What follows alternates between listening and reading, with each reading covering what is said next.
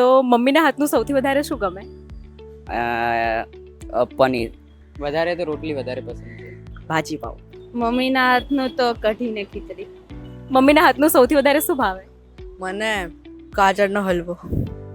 અને મમ્મીને સૌથી વધારે મમ્મીની ફેવરેટ ડિશ કઈ? મને તો નહીં ખબર. તમને તમારી મમ્મીની ફેવરેટ ડિશ ખબર છે? ફેવરેટ ડિશ તો નહીં, મને મારી મમ્મી બધું બનાવે ને એ બધું જ પસંદ. ના, મમ્મીને શું ગમે છે એ તમને ખબર છે? મમ્મીને તો ના એવું કંઈ ખબર નથી. મમ્મીના આઈ ગેસ ડુંગળી બટાકાનું શાક. ઢોસા.